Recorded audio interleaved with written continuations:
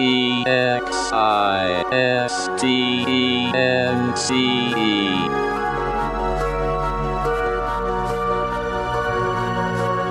world filled with conflict, in a universe comprised of differences, there's one thing that absolutely everything shares in common. We all exist.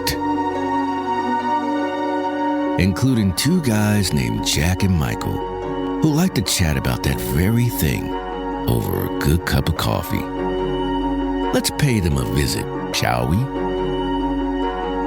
Existence Brewing.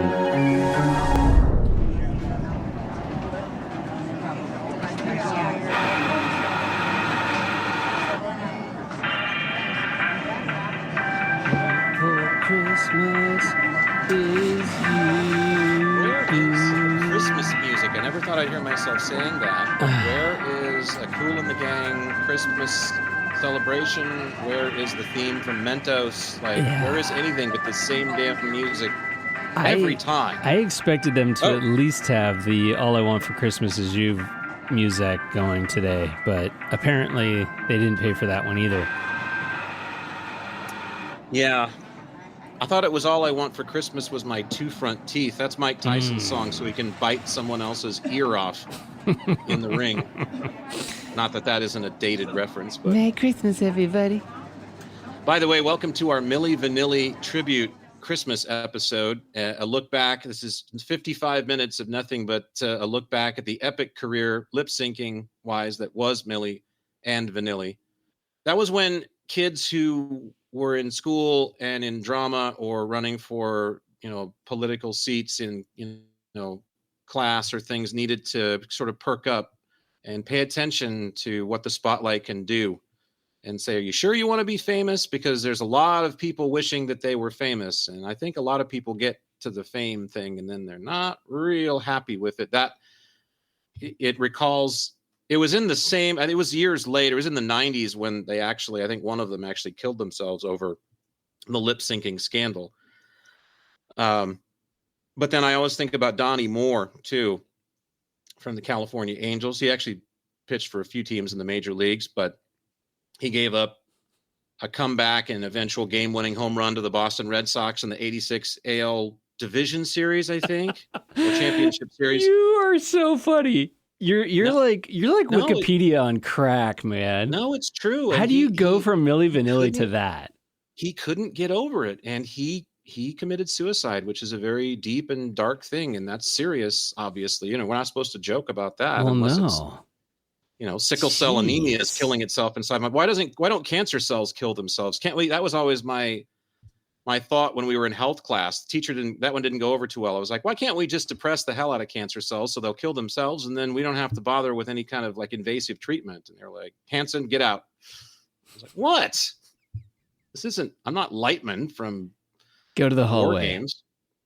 No, I just just quickly while we're on the subject, if you're wishing to be famous, the old saying, be careful what you wish for, because those men, those people were famous, and I don't know, and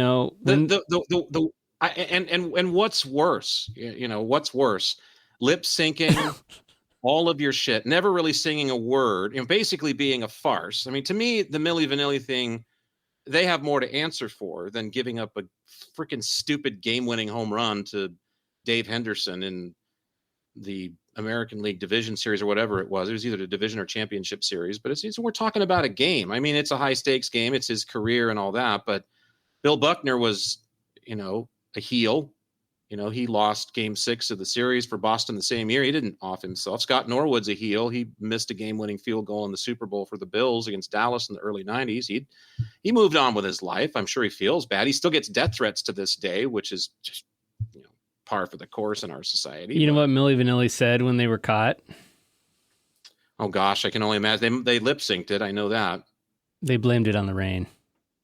They blamed it. Oh, well, it looks like I stand corrected as I look this up now. Our AI friends are saying a member of Milli Vanilli did not commit suicide. However, Rob Pilatus died from an accidental overdose of alcohol and prescription drugs in 1998 while there were reports of attempted suicides in the past, his death was ruled accidental. But it's clear that he was depressed, and it was over the scandal that caused their fall from grace. And I mean, it's probably as tantamount to taking your own life as you can get.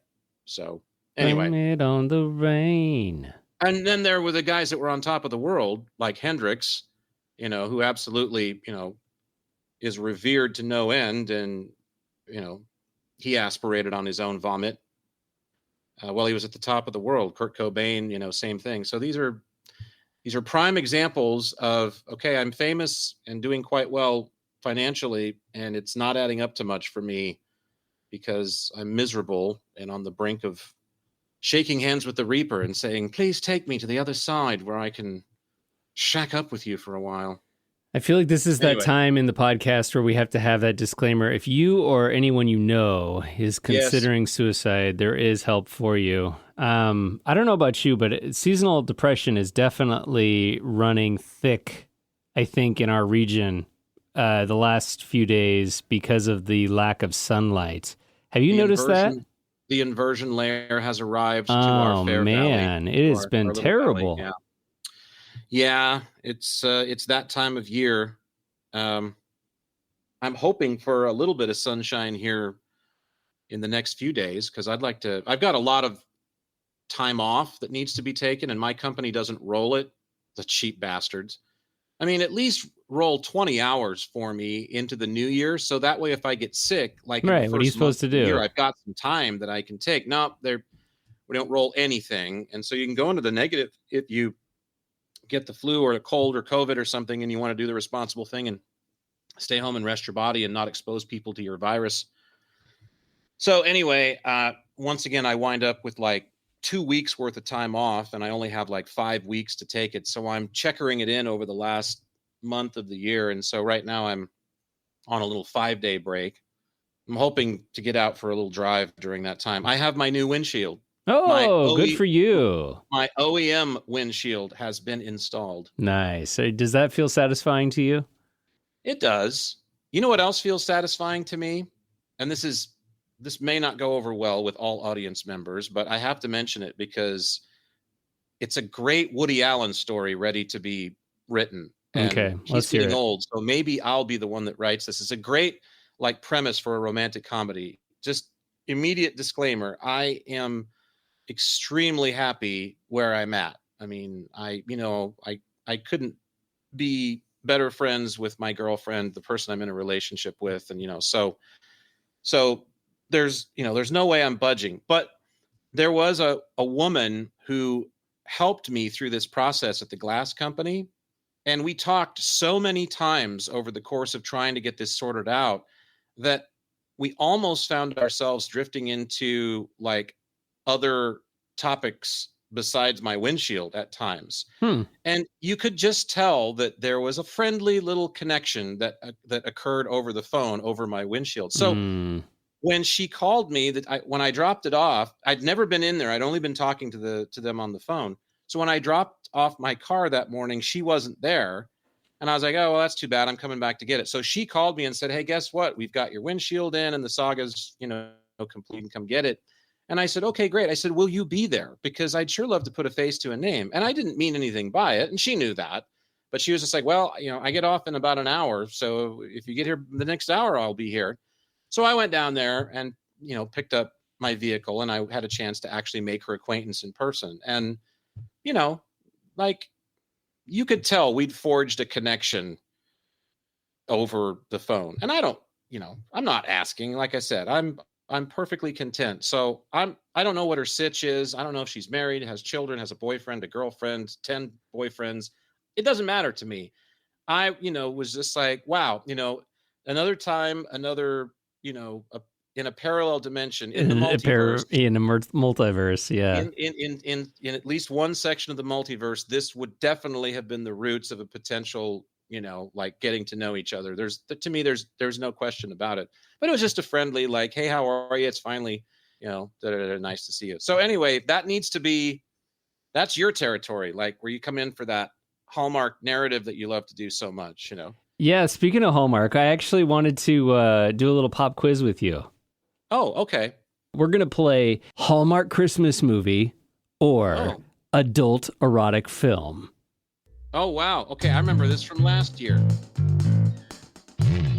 Truly, I truly didn't set that up. I had no idea we were going into this either. We are, yeah. I know. We don't script this show at all. We just have a bunch of story that just led into, yeah. Yeah, and it was a true working title, Over My Windshield.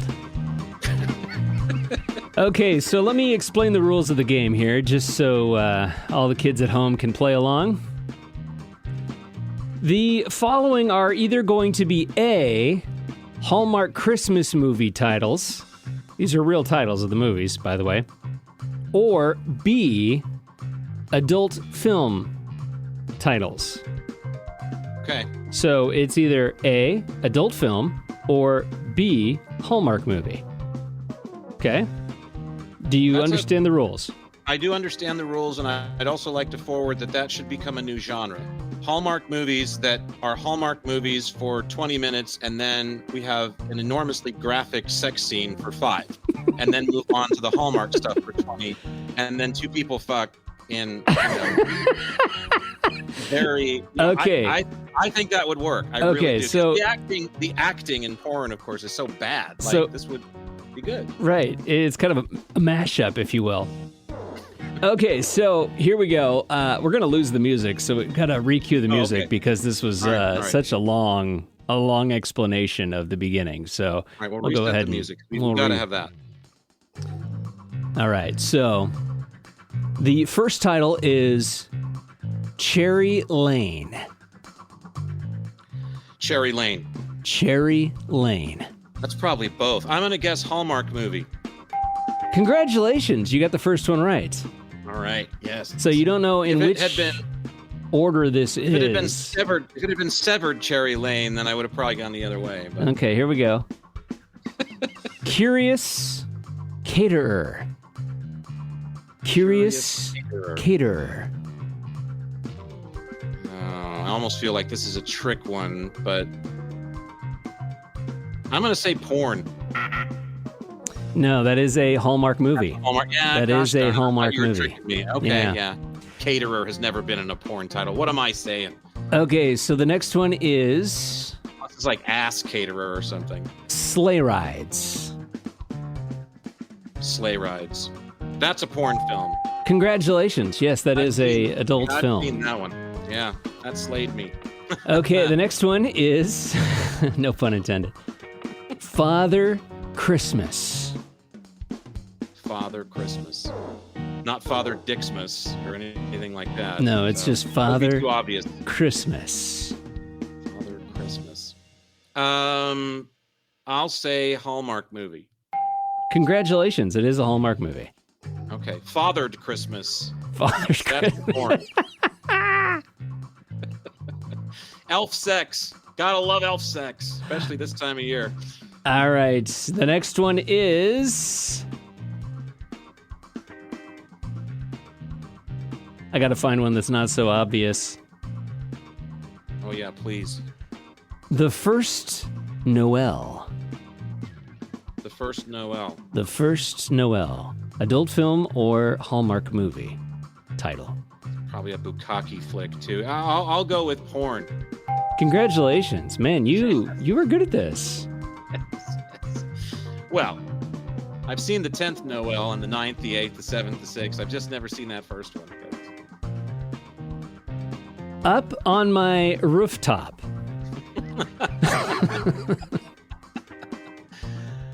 Note that's up on my rooftop, not up my rooftop. Up on My Rooftop. Adult film or Hallmark movie title? Hallmark movie. No, that is an adult film. Is that an adult film? Up on My Rooftop. It's chimney sex, isn't it? That was a thing for a while. Yeah, damn it. All right, and the next one is Hung by the Chimney. Adult film title or Hallmark movie Ron title? Jeremy is his own Christmas stocking in Hung by the Chimney. I'll say Hallmark movie. No, that's an adult film. Oh, man, the Hung. See, to me, that's almost too obvious, so I want to go the other way. All right, here's another one for you. The Good Witch. The the Good Witch. Which, you know what that's implying? Human sandwich. The Great Two-Backed Beast. I don't remember which famous author said that, but it's probably one of those guys that was celibate his whole life. I'll say Hallmark movie. Congratulations. That is indeed a... Okay, and here's the last one. Here it is for all the marbles, for all the candy corns. Oh, for all the marbles, that's a porn. Oh, wait, that's not the title. The Groomsman. Hallmark movie or adult film title? I'll say Hallmark movie. Congratulations. You actually did really good on that one. So I batted like 700 there, right? Yeah, I'd say it's 7 of 10. That's a fair amount. That wasn't actually as bad as I thought it was going to be. I leaned the other way on two that I felt were obvious. That hung by the tree or whatever, hung by the fireplace. Hung by the chimney. Hung by the chimney. That was the porn that William Hung did, right? After his appearance on, because after all, he banged. Yeah, right. Speaking of Lay's. We'll start with an easy one, Blaze Stevens. Oh, Blaze. I was like, speaking of Lay's, potato chips, the way to transition into that one. Have you heard about this? There is a attempt by I want to get this guy's title right. It is the City of San Francisco. He is the city attorney.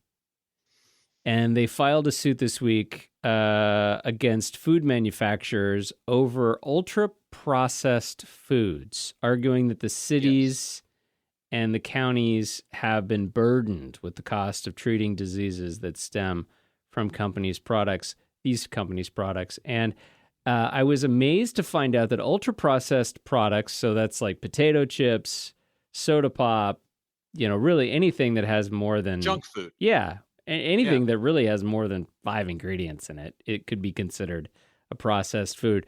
Ultra-processed foods are now comprised of 70% of the American food supply and grocery store shelves.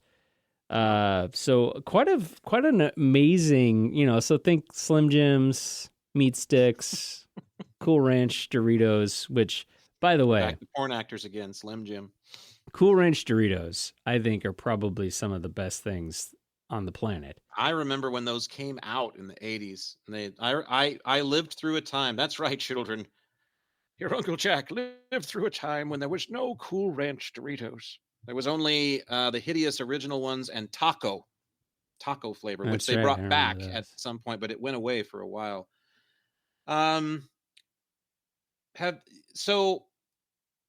I say this based on the very, very limited amount of junk food that I put in my own body today, as opposed to the mass of it that I think I used to as a teenager and a young man in my early 20s, probably. Even junk food used to taste better than it does today. Even it used to be better for you. And I say this based on one and only one junk food item, the Hostess Snowball. I may have told this tale on the podcast at some point before, so forgive me if I'm being redundant. I don't think you have. Forgive me if I'm being, episodically redundant, at least in some fashion, but it's been several years ago now, and this will hit me every several years. I'll be on the road or I could just be at home, but I happened to be on the road. I was taking a drive on here, a beautiful highway in our home state that leads to a very well-known dam. And I was not going there to see the dam. I was just driving this highway because it runs by a river that has been made into a series of lakes by this dam. And a reservoir. It's very picturesque. Yeah. So I just started this drive, and it's about 25 miles to the top where the towns are around this dam. And the Hostess Snowball craving that will occur every 2 to 5 years, roughly. Probably when you're on a highway. And I was like, I am a great... I like to think I'm a very good steward of my body. I exercise more now than I was then, but I was still a walker then, at least. Now I'm a actual gym goer, at least on the treadmill. So, but you know, I exercise regularly. I eat well. I never have taken an illicit drug in my life, even marijuana. That is true. I know a lot of people, yeah, right, but it's 100% true. God is my witness. He knows. It knows. Don't drink alcohol. You know, all of it. I'm you know, I'm a good boy. Yeah. But you know, the craving, that the gene kicks in, and I just literally looked at, you know, my half self in the rearview mirror, and I said, I am having a goddamn Hostess Snowball today. And so, I hope they're pink, because the pink ones and the white ones, the original white ones and the pink ones were always the best. And they came in different colors. Yes, yellow included. They don't make yellow snowballs. They did. I remember them very well when I was a kid. You can't eat yellow snow. You're not supposed to eat yellow snow. But they made yellow snowballs. So anyway, I get to this town. I go in the Safeway. I track down the Hostess rack. There they are, my pink dyed snowballs as ordered. And so that and a nice little half quart of milk. What do you call a half quart? Pint? Yeah. Little pint of milk to wash them down with. I'm all set. So I'm happy as a clam. I go out to my ride. I get in. We unwrap them. And the very first thing that I notice is, hey, these are small compared to the snowballs that we used to get. The snowballs we used to get were good size. I would say they were probably, you know, maybe 4 inches in circumference, like maybe really? 5 even. They were good size, and you got 2 nice good mounds, you know. And these were more like 2.5, maybe 3 at the most, but they weren't as big.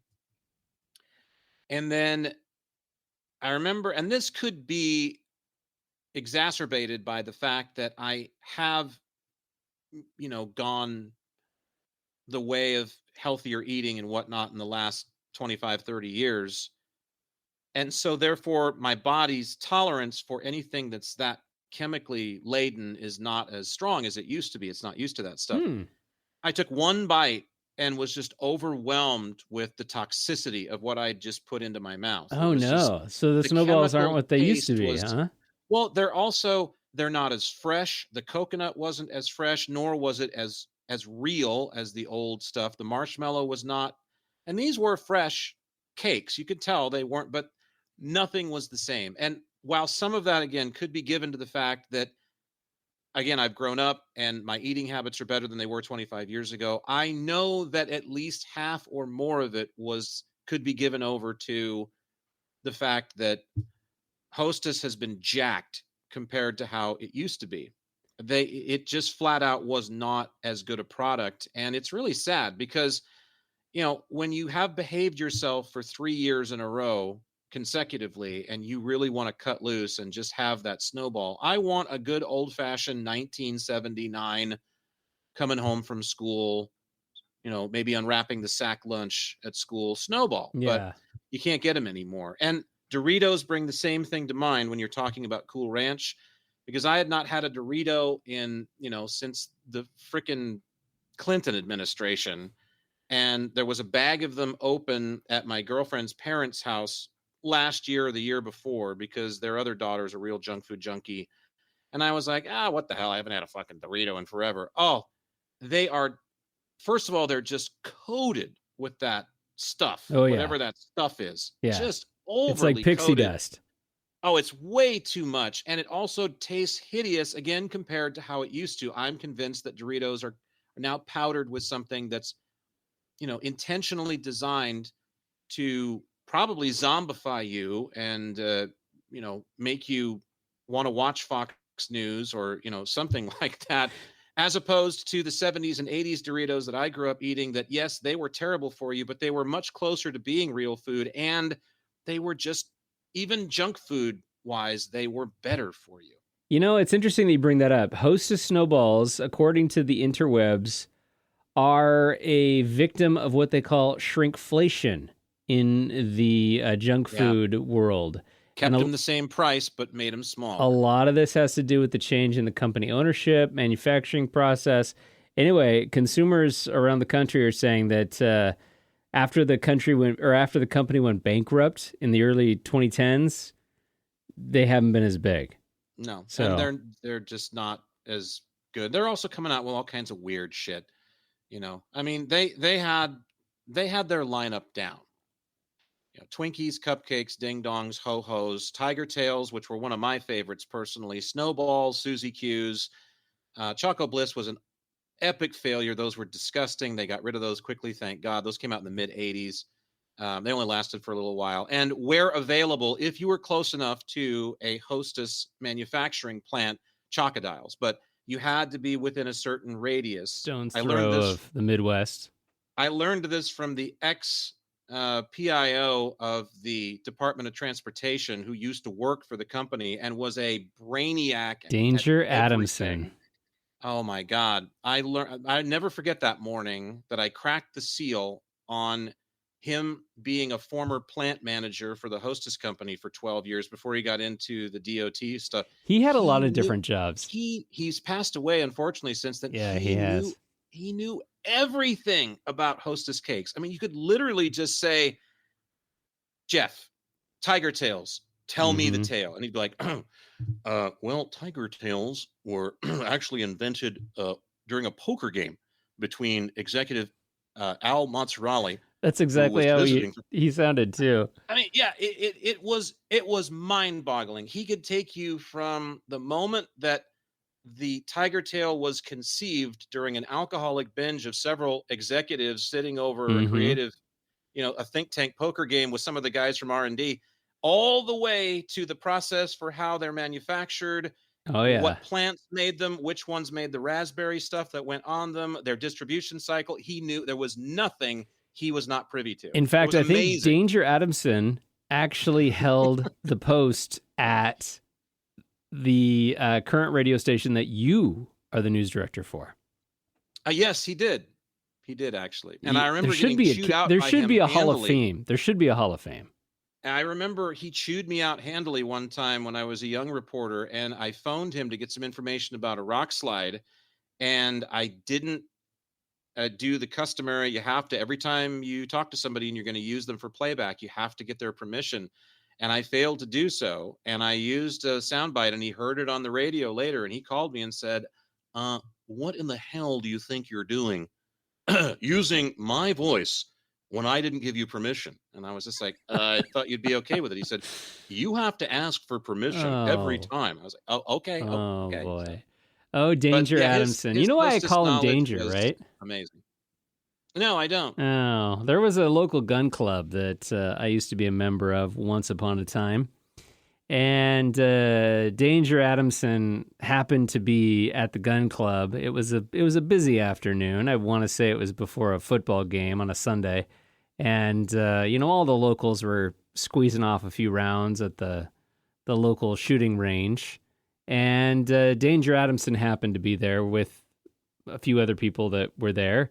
And Danger Adamson proceeded to walk around the table that is in front of all of the shooters and walk up to us while we were discharging firearms, which is a big no-no in the shooting world, and proceed to tell us to stop shooting because he was going to go out and put out his target.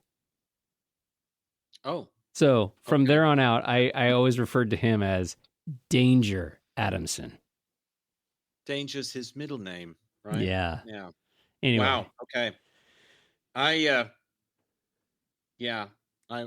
was a member of the gun club for about 18 seconds because I thought I could get Charlton Heston's autograph, but they told me that he never was around. So. Was that in the same context as when your ex-wife asked why you guys didn't shoot guns? I know I've told that story on the podcast before. We should have an episode guide so we could look that up real quick to direct people to that. Yeah, that was something else.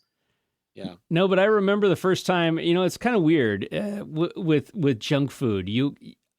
For whatever reason, I remember the first time I ever had a Slim Jim. Oh, God. Talk about ultra-processed foods. Yeah, not my favorite, the actually. First time I ever had a Slim Jim, I had never had one. It was a long shift at an AM radio station. I was 16 years old, and I was becoming delirious while listening to the sounds of when radio was. Did you get them out of the machine? They were actually sitting on one of the reporter's desk. You stole Slim Jims. I would, upon occasion, when bored, go through the station. You little shit. I would go through the station refrigerator. Rifling through their desks. Oh, the refrigerator. Or it would be visible on their desk. And I would go, huh. Now, this is when I was 16 years old, so I didn't really have a whole lot of boundaries. And so, in the midst of my delirium and listening to Stan Freberg and When Radio Was, I remember grabbing a Slim Jim. And I tell you the truth, it's kind of like the first time you ever have a cigarette.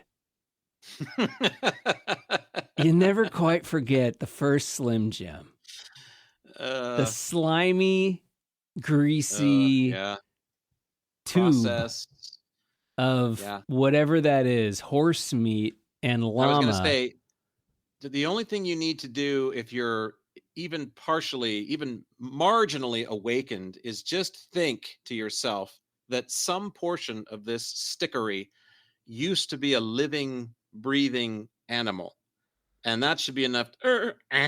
Just put it down. You're done. Can I ask for the initials of the employee whom you swiped this from, whose desk you swiped this from? Do you remember? I think it was E.G. Big shock there. Big fucking shock there. A man who no doubt went through 95 of them before breakfast. E.G., haven't you had 95 Slim Jims today? What are we going for burritos for? Well, that's my warm-up card. I mean, come on. Like, God. Yeah. No, I think he also happened to be the sports reporter at the time. And Slim Jims were just kind of part of the game, right? You can also forward this because it just kind of goes along with common sense thinking. If you name a food product after the same instrument that's ubiquitously known for breaking into automobiles, that's probably enough to should be enough to turn you away. You know that wanting to put them in your body. Nothing good comes from a food product that is in a round cardboard tube and is named after a Grand Theft Auto tool of choice. I mean, think about it. Think about it in a different light. Hauling down the road at midnight, Interstate 70 in the middle of Kansas, fucking nowhere, and just turn to your guy in the cab of the truck, and just like, hey, you want one of these? What are they? Crowbars. Oh God, no, I don't want one of those. Slim Jims. Hey, you want one of these? What are you eating? Tire irons? Oh God, no, I'm good. I'm fine. So, worst coffee I ever had in my life, by the way, Hays, Kansas, little town just off I-70. Kind of west central Kansas. Absolute.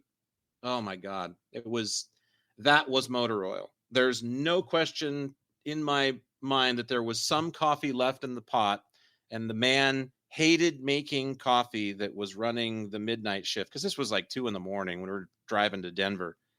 And I know there was a little bit of liquid left in the pot, and he was just like, damn, making coffee is for women. I'm not making no coffee. And so he cracked open a can of STP and mixed it with the fluidal contents from the day shift coffee. And I happened to drink some of it. It was, oh my God. I mean, think about that. Most people drink coffee. A lot of people do. And so can you pinpoint, how many people can actually pinpoint between lattes and macchiatos and black coffee and regular coffee, and all the cups of coffee they've had in their whole life, thousands, hundreds of thousands, millions, maybe even for some real junkies. How many people can tell you the worst cup of coffee they've ever had in their life? I can, because it made that big of an impression on my then still young, digestive system, I guess. My gastrointestinal system got to know what it was like to digest STP for real, because that's what that was. Sludge didn't go far enough. This was literal motor oil. Cheap motor oil too, not the good stuff. Like Pennzoil would have gone down smooth, but this was the low octane. Oh, this was the local brand. This was this was Gus's 40, 30, 40 Penn W40. Wait, it was awful. Absolutely, is awful. Anyway, so San Francisco is known for being a little eccentric, especially over the last 20 or so years, I would say, for its ideologies and political stances on certain things. So I guess the next question is, how far do they get with this lawsuit? Because it's sort of common knowledge that these things are bad for you. Right. And, if they're claiming that, I would think their citizens, I would think that this would be considered litigious, because their citizens, they probably, if I were the judge, I can hear myself saying this. It is my ruling that the city of San Francisco has more of a right in this case, more of a responsibility in this instance, to educate its citizens that these foods could bring on early complications with their health or death, which would make the city more liable for expenses that are related to both. And so you have failed in your mission to educate the citizens of your city that these things are bad. And by the way, if you don't want them in your city, become the first city to ban the shit and watch the real exodus happen. Yeah, you think right. Detroit is something after the auto industry left? Try banning Slim Jims and Ho-Hos and see if your population stands up. They're going to be fucking gone. The only thing worse would be banning alcohol. Well, it's interesting that 70% of the food supply in America is considered ultra-processed products. So that means that 30% is not a ultra-processed product. And just kind of like just a very 10,000-foot view, if you're thinking, okay, how do I tell if it's an ultra-processed food or a non-ultra-processed food? Just look at the ingredients, and if you can't pronounce the ingredients, or you don't know, or there are more than 8 or 9 of them, right? Yeah, you don't know where in the grocery store you could get gum chim oil, then it's probably a highly processed food. So carrageenan. Yeah, anything that you can't really go and grab a carrageenan from the produce aisle, or even in another area of the store, it's probably a highly processed food. And one of the reasons for the highly processed food craze, if you could call it that, and these aren't just snack foods. These are foods that are clearly in everything from breakfast cereals to lunch products to snack products. I mean, you could have breakfast, lunch, and dinner and have a highly processed food in each of those meals. Sure. And I would say that at 70%, 50% of your plate is probably going to be at any of those meals a highly processed food. But in the 1970s, the country had an excess of corn and wheat. And so they turned to those crops, to use as fillers, and they were cheap ingredients. So high fructose corn syrup became a thing. And of course, I think our tendency to embrace the microwave the way our country did probably didn't help, because really anything that you go to stick in a microwave besides a potato is going to be a highly processed food of some kind. Well, it all is going to come back to convenience. Right. That's the thing about ultra processed foods, is the more processing there is, the greater there is a connection to, hey, all I do is just get this out of the box, chuck it in the microwave, the oven, the stove, whatever it is. In 5 minutes, I've got a meal. It's all prepared already, because, again, people either they make the argument, I don't have time to prepare it, or I don't want to, or I don't know how to. Or the option's just not there. Or the option's not there. Yeah, I've been in that circumstance before when I've been out of town and in a hotel in a small town, for example, and the restaurant's closed. And although there are ways around that, I mean, trail mix, as long as it doesn't have a lot of excess salt or sugar, and it doesn't have candy in it. Okay, look, we go back to my favorite Roseanne Barr joke of all time. Well, since you're such a fucking gourmet, I'll give you my recipe for trail mix. Plain M&Ms, peanut M&Ms, and craft caramels. I probably said that on the podcast before too, but that's not trail mix. We're talking, nuts and raisins that are not sugared, no yogurt drops. It would have to be something from like a health food store. When I was on the road and I would find myself in territory, there was a drive that I used to do, and it was in the dead of night. And there are no restaurants where I'm going to be able to get an actual meal. And so I got into buying a head of raw broccoli and trail mix.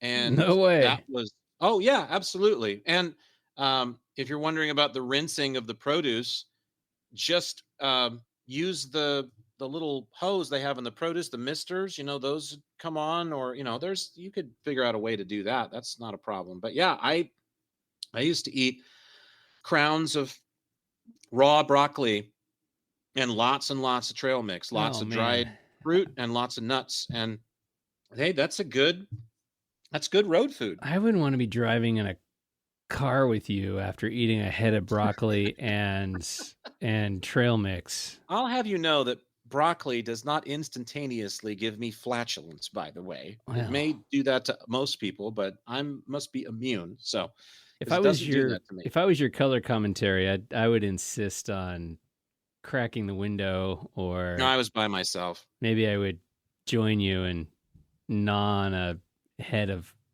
cabbage. Well, because that became a real issue, was what am I going to eat just driving around in the middle of the night by myself? I don't want to drop into the Taco Bell that's open in this little town at midnight. Yeah. I'm not touching that shit. There's no way. So I looked for things to eat on the fly, and that was a lot of times my go-to. But apples, those always worked. I mean, you could get an orange if you're in the mood for citrus. Bananas were always great. Nuts, like I said, those worked really well. But processed foods, I mean, the reason they're processed is because they're convenient. And,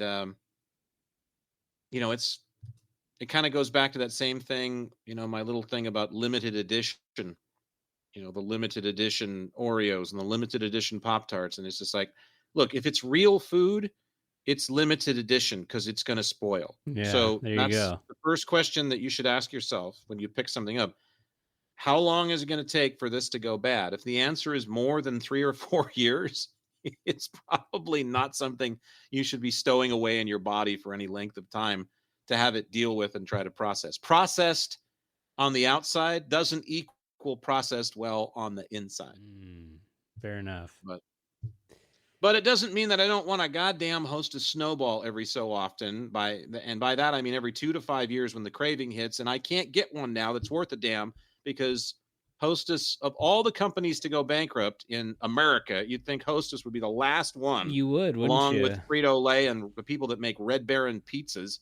But they did, and they were putting too much coconut on those snowballs. Okay. Well, and that cream filling. I mean, I've had dreams of going to, like a satanically controlled future where all of the rivers and lakes in the world are like turned into that cream filling, and it's not water. And at first, everyone rejoices because it's like, right. It's a Homer Simpson moment, to behold. It's like, the lake is cream filling, and they're just so you're bathing in it, and then it after about 14 minutes, it's like, what am I gonna do with this? I have another little thing about that. We'll do it sometime about it raining sprinkles. So remind me to talk about it. Kind of reminds me of the mountain bars. You ever have a mountain bar? A mountain bar? Yeah, it's a Northwest thing. Brown and Haley makes them. Oh, Brown and Haley. Sure, of course I've had those. Oh, man. Yeah. It's the same kind of thing. It has that really kind of marshmallow. I like the cherry ones. Yeah. I like the cherry ones. Now, those are very similar to the Idaho Spud, which are also a regional sensation. Yeah. Because it has brown marshmallow in the center of chocolate. And there's some little tiny like nut type things in it. But I don't know. But, oh yeah. For the first time in years, I saw a Chunky, the other day too. Oh, really? In the checkout line at the store. Yeah, they had Chunkies at the impulse items. Like, God damn it, they still make Chunky after all these years. Look at that. I mean, and it's tiny, because the thing about Chunky was that it was a block of chocolate with raisins in it. But now they're little. It's more like chunk. It's like chip instead. Yeah. Or fragment is what they should change the name to. It was that small. But you want to hit them with download?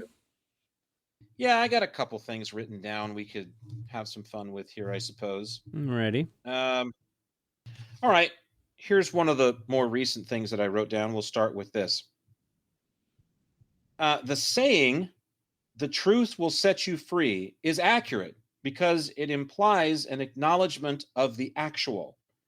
And it's only by accepting the condition of one's extant reality, meaning it's the way things are, that we can bring about a change to them by imagining anything that we want to replace them with. I know that's a mouthful, but basically, the truth will set you free. This kind of goes back to people that don't seem to acknowledge the fact that they share this experience with 8 billion others in the world. It's that thing all over again. And this is about accepting that truth and accepting the conditions of your current situation, regardless of whether they seem to be self-created or whether they've been brought on through a series of, vicissitude or, bad luck or what have you. It's just basically waking up and saying, this is the way that it is.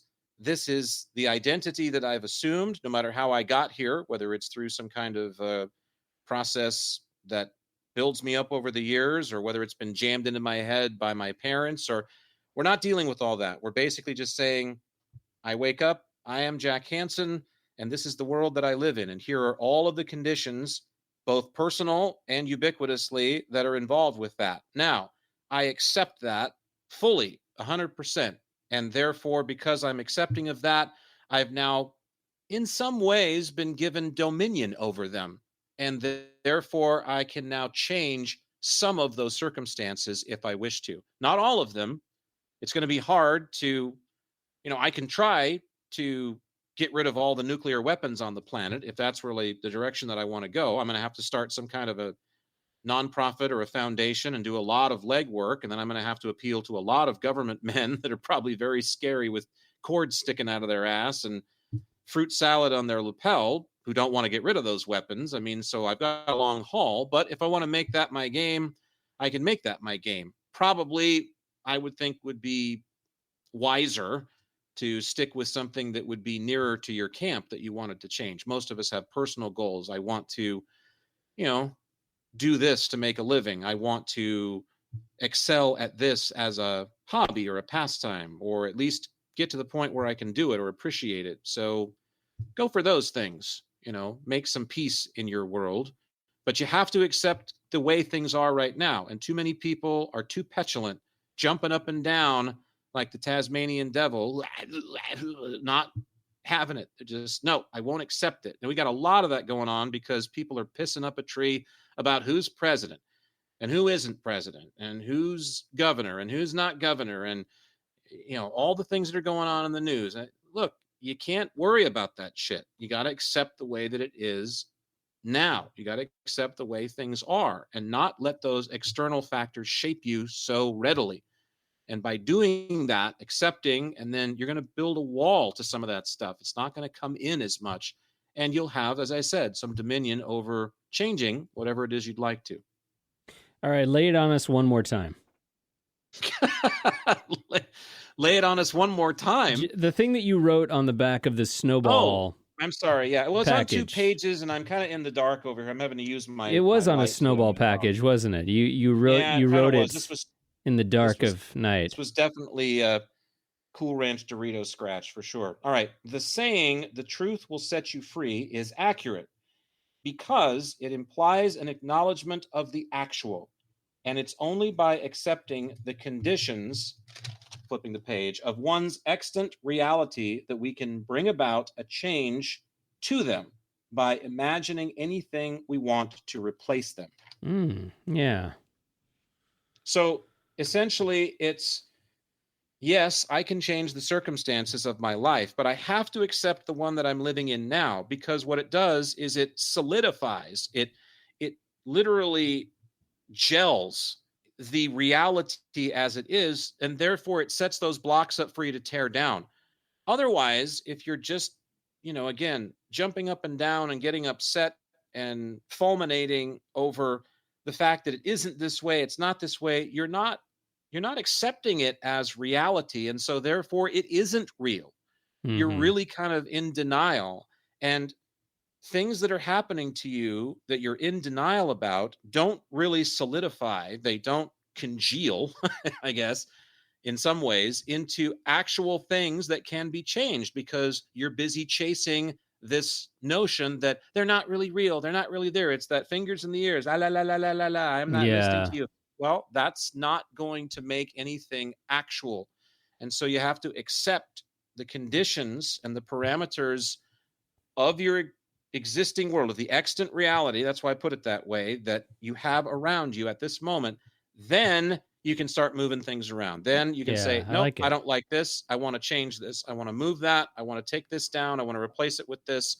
But you have to accept where you're at in order to do that. And it might sound like, well, duh, Jack, of course. But I think a lot of people get caught. I think a lot of people don't accept. They're so resistant to the way things are, be it, again, by their own design or fault, conceivably or not. Doesn't matter.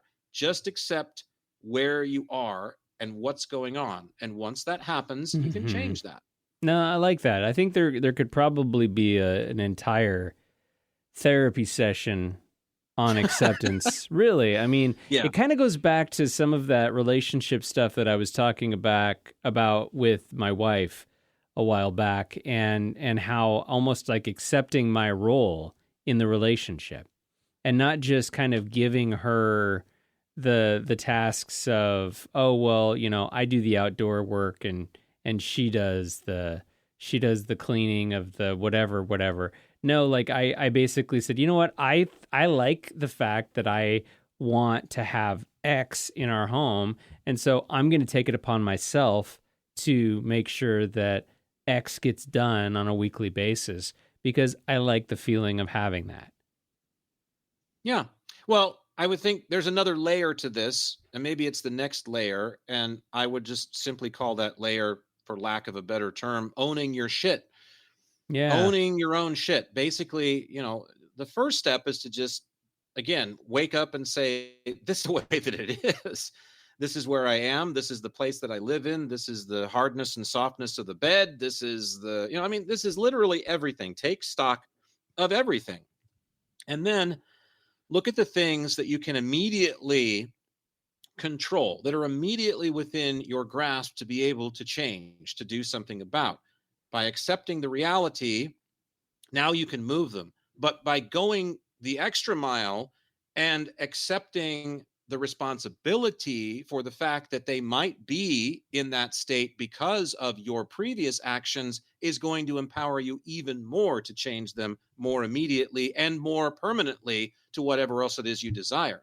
Because a person that gets up in the morning and is living in squalor and is lived alone for the last 20 years and doesn't know how they got there, well, accepting that the squalor's there, that's one thing.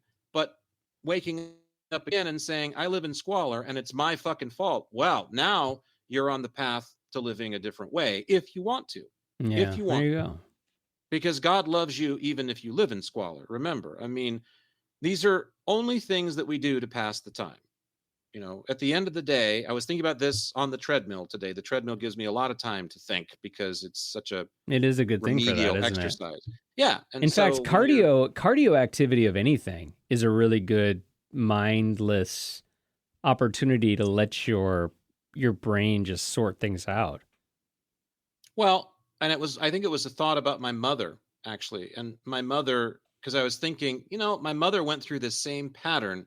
And I was also thinking about a colleague of mine. I used to interview him on television, and he's about 10 years older than me. So he's been through his 50s. And I remember when I ran into him when he was about my age, 10 years or so ago, and he'd gotten into jogging and he was going to stay young forever. And my mom went through the same thing, because yeah, in a way, you're resisting the aging process that's happening. I'm 52, and so it's time to stay 26 forever. And the better part of you knows that isn't possible, but there's also a part of you that, I think as long as you keep your wits about you, is going to fight that to the end, because you should, because maybe you want to do better than you did when you were younger. When you're young, after all, as we talked about with junk food, you can get away with eating tater tot casserole morning, noon, and night, and living on Slim Jims for a week, and because your body is more accepting of that, is actually more tolerant of that. But as you get older, you can't do that anymore without a lot of significant ramifications to the waistline and to your health. And so you're being a steward of that, you are working harder, and you are doing something for yourself. But I remember my mom always said she was going to get a treadmill. I'm going to get a treadmill. I'm going to work out. And she never did. And so now here I am at about the same stage of my life, and I'm going to the gym, and I'm thinking, I know, she's around, her energy's floating around somewhere. The notion of her is still existing, certainly for me. So she's looking at me, and then I'm thinking to myself, what she's saying is, that's fantastic, Jack. But just remember, at the end of the day, it doesn't fucking matter. It doesn't matter if you go and, stay in shape or lose weight or get to be 300 pounds and die in a pile of Slim Jims tomorrow. I mean, yeah, that might be considered unnecessarily tragic, but at the end of it all, it isn't really going to matter, because all of this is just a simulation. It's all just an exercise for us to pass the time. We're all just passing through. I am, certainly. So just, is it important? Sure. But let's not overstate it. Let's not make it the most important thing in the world, because we're all destined for the same thing that is always around us all the time, which is an eternal state of love and peace. But we go to Earth for this experience, being human, because there's a lot of shit mixing up down here, and we want to be in the middle of it. As I've said before, it's tempting to want to go to a place in the universe where there's not much happening and you can rest for a while, but this is where all the good stuff's happening, all the consternation and all the division that, we think is so bad. Well, trying to right that, trying to figure out your place in that, that's where the action is. So that's not a bad thing.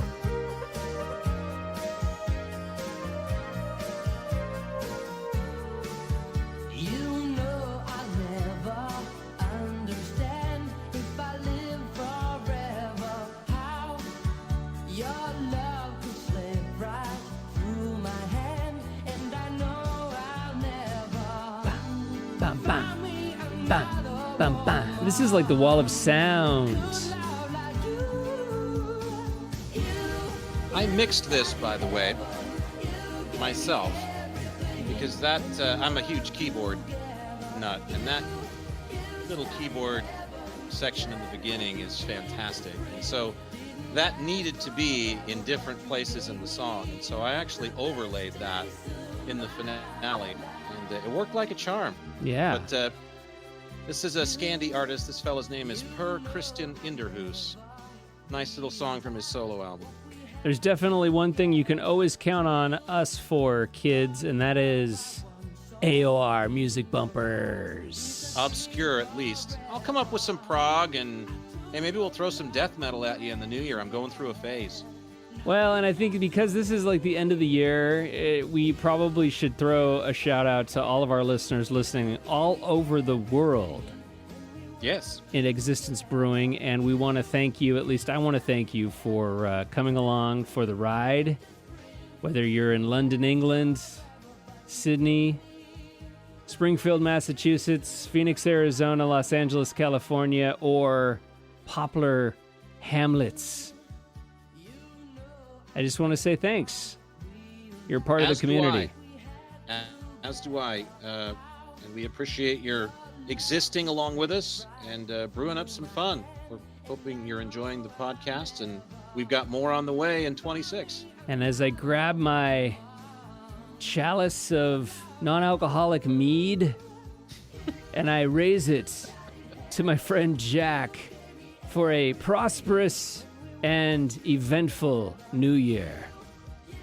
Hear, hear. I don't have a chalice. That's his. Oh, yes. My bedazzled All right. Yeti. Bedazzled Yeti. Yeah, exactly. All right. Until the next time, then. Here's that part I mixed.